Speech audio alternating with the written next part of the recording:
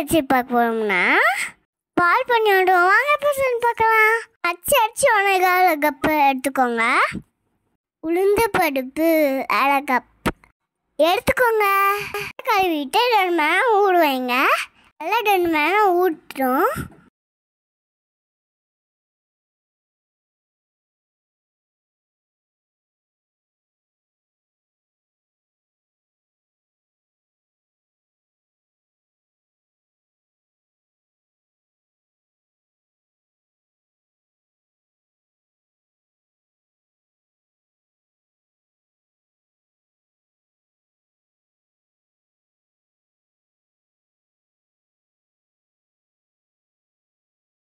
ஊற வச்சதை எடுத்து மிக்ஸி ஜாரில் போட்டு நல்லா மைய அரைச்சிக்கலாம்.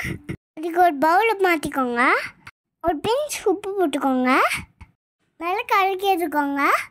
அதுக்குள்ளே இன்னும் பிடிச்சிருந்தால தேங்காய் கப்பனி போட்டுக்கோங்க. 2 ஏலக்காய் போட்டுக்கோங்க. தண்ணி கொஞ்சம் ஊற்றிக்கோங்க. எல்லாம் அரைச்சி எடுத்து வடிகட்டிக்கோங்க.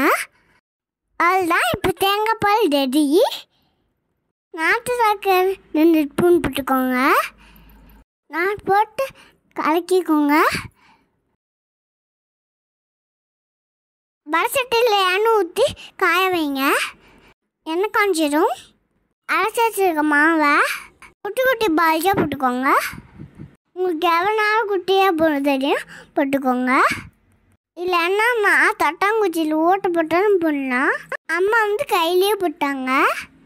போட்டு மடுகு விடாமல் அப்படியே திருப்பி போட்டுக்கோங்க. அப்படி பான் பண்ணியாட்டம் குட்டீஸ்லாம் கேட்டாங்கன்னா தெரிஞ்சுட்டாங்க. செஞ்சு சாப்பிட்டு எப்படிக்குன்னு கமெண்ட் பண்ணுங்க. ஓகேவா சுட்டீஸ்?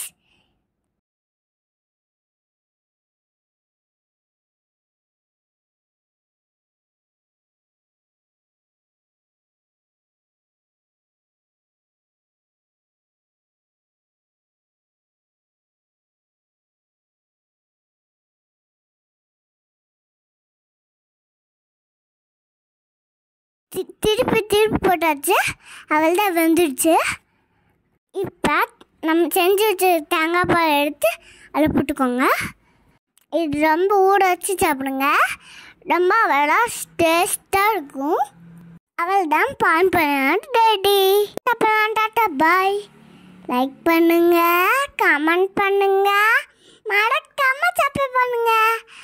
பாய் சுட்டீஸ்.